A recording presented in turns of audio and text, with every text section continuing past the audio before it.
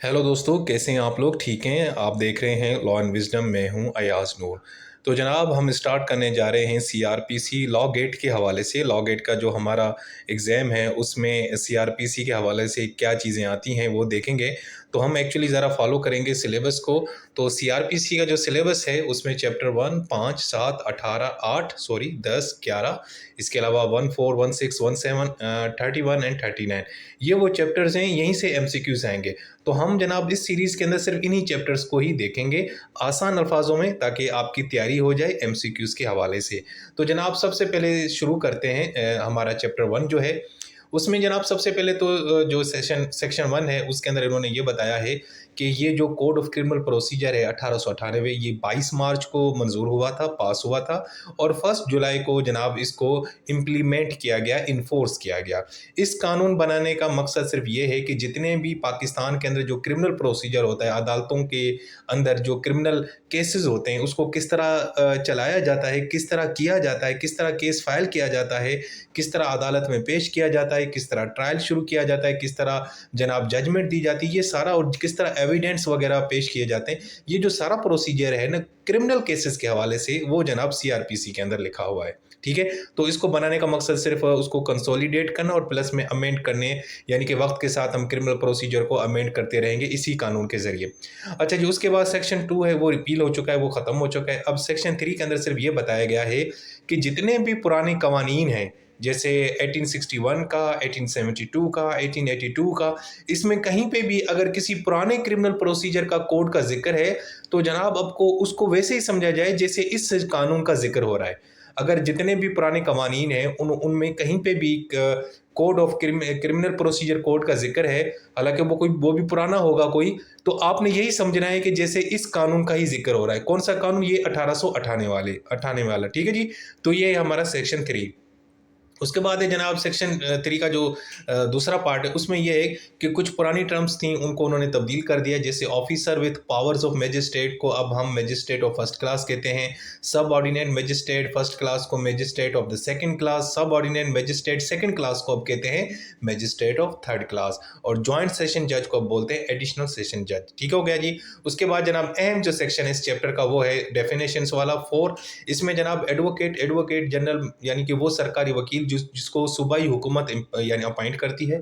उसके बाद है bailable and non bailable offences. Bailable वो ऑफेंसेस होते हैं जिसके अंदर आपके पास राइट होता है कि आपको जनाब जमानत मिलनी चाहिए, और यहाँ पे लेकिन ये लिखा हुआ है कि जनाब ऐसे सारे ऑफेंसेस जो सेकंड स्केड्यूल है इस कानून का वहाँ पे जो मौजूद हैं उनको हम बेलेबल ऑफेंसेस कहते हैं, और इसके अलावा बाकी जितने भी ऑफेंसेस होंगे वो नॉन बेलेबल होंगे।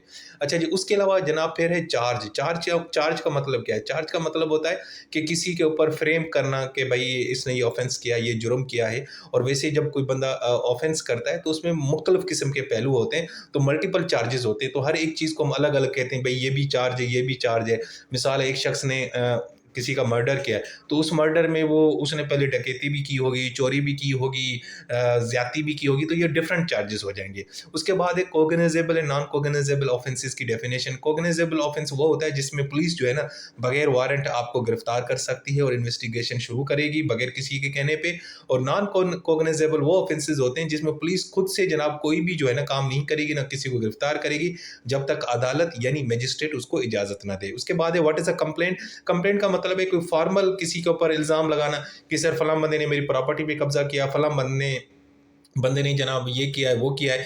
तो वो जो आप शिकायत जो लगाते हैं रिटन में मजिस्ट्रेट के सामने, तो हम उसको बोलते हैं कंप्लेंट। अच्छा, कंप्लेंट का मतलब ये नहीं है कि पुलिस रिपोर्ट एक अलग चीज़ होती है। पुलिस रिपोर्ट एक्चुअली क्या होता है कि पुलिस की जो अपनी तहकीकात के बाद वो जो चालान जमा कराते हैं, वो जो रिपोर्ट बनाते हैं, उसको हम पुलिस रिपोर्ट चालान कहते हैं। लेकिन कंप्लेंट के अंदर सिर्फ आपका अपना जो आप एक शख्स है वो मजिस्ट्रेट के सामने एक दरखास्त देगा और उसमें बताएगा कि जी मुझे फलां फलां बंदे से इशू है, उसके खिलाफ कार्रवाई की जाए, यानी आप फलां पे एक इल्ज़ाम लगा रहे होते हैं।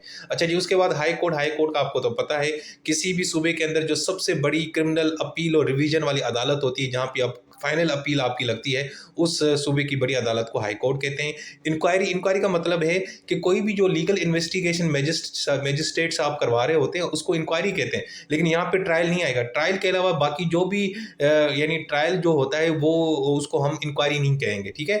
बाकी इसके अलावा अगर कोई मजिस्ट्रेट साहब लीगल इन्वेस्टिगेशन करवाना चाह रहे हैं तो हम उसको बोलेंगे इंक्वायरी। उसके बाद है जनाब इन्वेस्टिगेशन, यानी वो प्रोसेस जिसके ज़रिए पुलिस या कोई सरकारी अफसर कोई एविडेंस कलेक्ट करता है। उसके बाद है जुडिशल प्रोसीडिंग, यानी अदालत के अंदर जो भी प्रोसीडिंग चलती हैं, किस तरह एविडेंस पेश किए जाते हैं, किस तरह ट्रायल चलता है, उसको हम बोलते हैं judicial proceeding.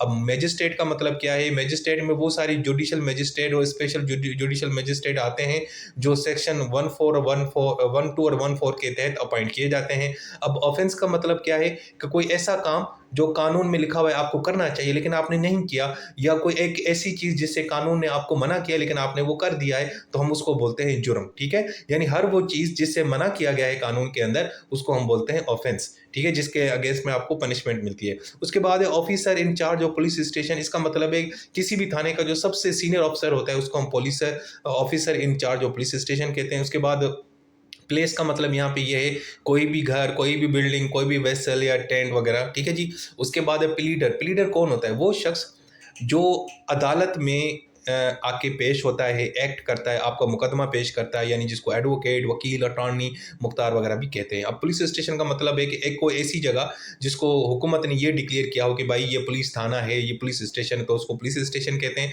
What is a public prosecutor? ये भी एक सरकारी वकील होता है लेकिन इसका ज़्यादातर काम जो प्रोसिक्यूशन चल रही होती हैं उसको वो हैंडल करता है अदालत के अंदर, और यानी कि जो हुकूमत है उसको हेल्प भी कर रहा होता है। यानी जो भी प्रोसिक्यूशन चल रही होती हैं, इन्वेस्टिगेशंस हो रही होती हैं, इंक्वायरीज हो रही होती हैं हुकूमत की तरफ से, तो वहाँ पे ये जो प्रोसिक्यूटर का काम होता है कि उस प्रोसिक्यूशंस को वो हैंडल करता है।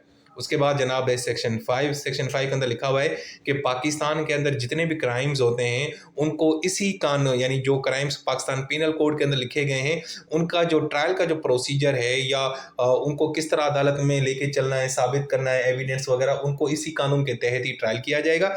बाकी अगर कोई एक स्पेशल कानून है उसमें लिखा हुआ है कि जी आपने ये स्पेशल प्रोसीजर फॉलो करना है तो फिर हम स्पेशल करेंगे।